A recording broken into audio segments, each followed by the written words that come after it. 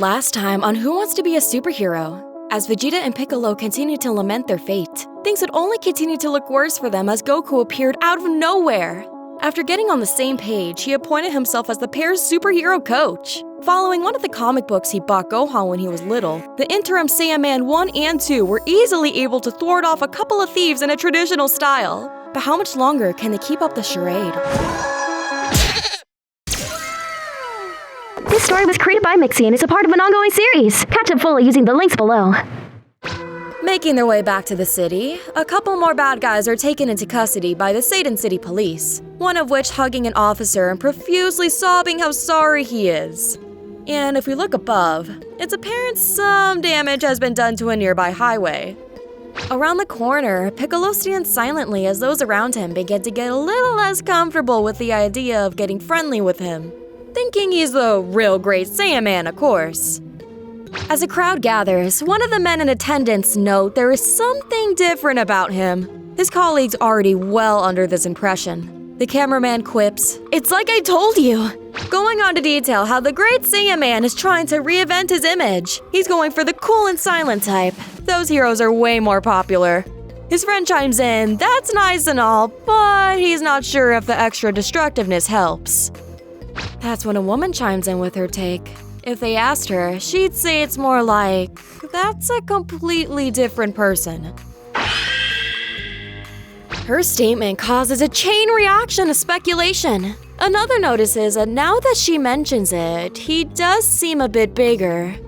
In the background, an elderly couple makes a similar argument, with the old man having the same thought that this doesn't seem like the Saiyaman they've come to know. But his wife questions how many people can fly or lift cars who are just running around Satan City. Surely he's the one and only. Piccolo knows this is bad. If they figure out there is someone else behind the mask, they might stop trusting the great Saiyaman altogether. But isn't this the same crowd that buys all of Mr. Satan's crap? Why are they suddenly so perceptive? The Namekian tries to think what he did wrong and how to make this right. Back in the crowd, a man tells he didn't see a great Saiyaman make a single pose today. And doesn't he usually do that dance thing? Isn't that like his gimmick or something? A child mentions how the dance was his favorite part. How come he's not doing it anymore? And dance? Is that what he has to do? But he doesn't know if he can go that far. Still keeping at his coaching gig, Goku instructs Vegeta that he should be down there with him. Though this is met with predictable screaming to leave him alone if he hears one more woman come up to him to tell him he's such an inspiration to all the little girls out there. He's going to blow his pretty pink top. That's when they realize, is Piccolo's ki rising? Trying to reassure himself, our hero monologues, of course he can go that far. He put the costume on, didn't he? There's no reason to act like there is any dignity left to salvage. If you're going to do something, do it all the way. So, what does he know about dancing and posing? The Ginyu Force! He just needs to do what they did. But wait, he never actually met them. He actually has no idea what they did. So in that case, he'll just have to copy one of Gohan's moves. But wait again. He always looked away when Gohan would do that. It was just too embarrassing to watch. So now what? What does he do? What does he know about dancing? Still gazing down at him, Vegeta comments that with all this tension, it's almost as if he's preparing for an attack. Even the crowd takes note that it looks like he's about to do something.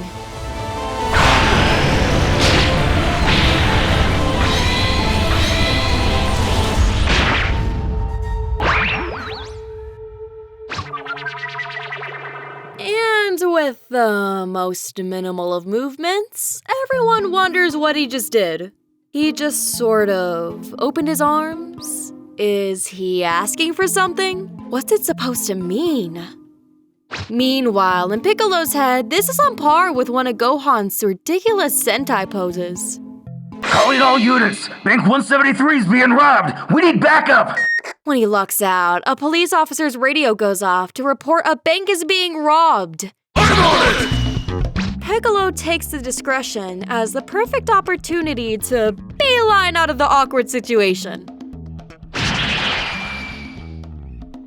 Quickly in tow, Goku asks if he's okay, to which he, not so convincingly, presses that he is.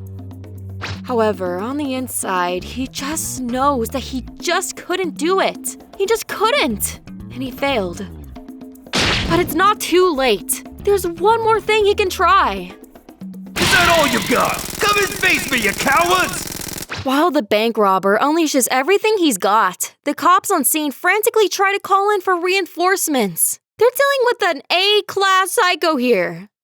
Stand back! I've got this!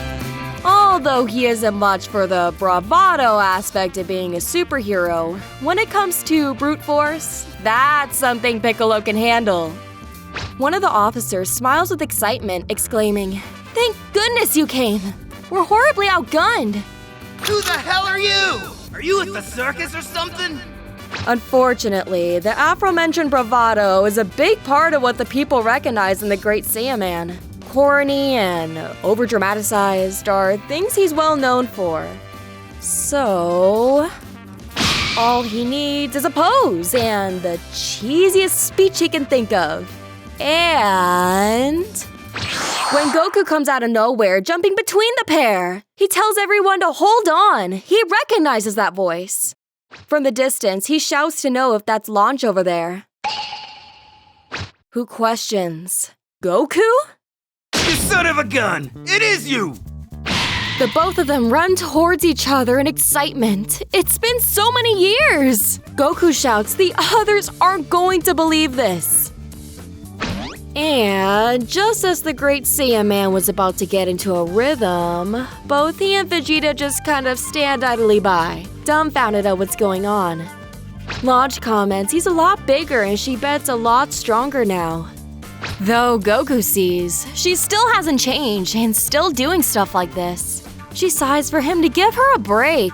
It's just for her travel expenses. Does he know how hard it is to find a guy like Tenshinhan? And by the way, don't tell her he's with these clowns, referring to our superheroes. Which reminds Goku, offering to introduce the pair, she's actually met one of them before. But what's the point of the costumes if he's just gonna go around revealing their secret identities to everyone? And that's right, no one is supposed to know. He forgot. Still missing the point. What he meant to say is that his son's over there, the Great Saiyaman. And that's Videl, Mr. Satan's daughter. Hey! Launch takes this information in, gawking at Goku's 7'5" son and daughter of the world champ who is clearly a 40-ish-year-old man. But hey, why not? Anything is possible with Goku after all. At any rate, she'd like to stay and catch up, but she's gotta start looking for Tien again, swearing that if she didn't know any better, she'd say he's ignoring her. But Goku motions for her to drop the loot. Reluctantly doing so, she sighs only because it's him. Hopping on her getaway vehicle, she waves him off, shouting they should meet again soon. As she makes her way into the distance, Piccolo and Vegeta continue to stand by silently. But behind them, the police aren't so happy about how all of this went down. The Great Saiyaman is friends with that criminal and just let her go. The other scoffs. He's always thought there was something fishy about him, meaning the other rumors about him must be true too. They should have known better than to trust someone like this.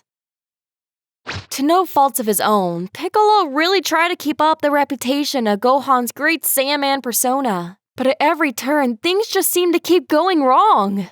At the same time, Goku asks Vegeta where he's going. They're not done yet. But he barks he's only getting himself something to eat. And if that's the case, Goku questions if he can get him something too. Drop dead in a pool of acid! That's when he realizes Piccolo's defeated posture. Approaching him, he asks if something is wrong. He looks kind of down. As much as he really likes the fact that Gohan will never ask this of him again, he can't say that he's happy about the fact that, in the span of one day, he might have managed to completely ruin something that he really cared about. He doesn't even know what he's going to say to him. Referring back to the comic book, Goku thinks he might have an idea on how to fix things, telling Piccolo to wait here. And before the dejected Sentai could even inquire what he means and what he's planning, Goku's already on the other side of the planet. Meanwhile, as Vegeta mows down on some lunch, a sinister presence makes itself known. The prince beckons. What the? Aren't you?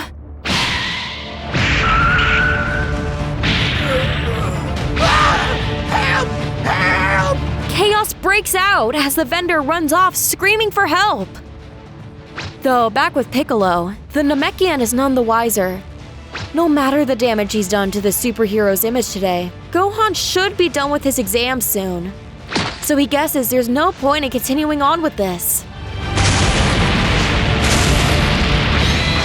As an explosion rings out above a skyscraper. And that was no ordinary explosion. It was a ki blast. What's going on? That's when a voice from off-screen chimes in. Yeah, that packed more power than it needed. Goku hopes he remembers that he's not supposed to actually hurt anybody. Piccolo beckons that if this has anything to do with that idea of his, and it sure does, this is all a part of the plan. Piccolo will see. He figured out what they were doing wrong. Small crimes are good and all, but that's not why superheroes and their superpowers are needed. In order for people to really appreciate a superhero, they need a supervillain. But Piccolo isn't sure he follows. But that voice! Goku didn't! The Saiyan knows Piccolo didn't want anyone else to know about this, but he figured doing things right was more important. Besides, he couldn't count, since he's, temporary. Listen up, people of Sadist City! No, I have come to put an end to peace and justice! please no. Tremble before me! Anybody but him. But I am your worst nightmare come true!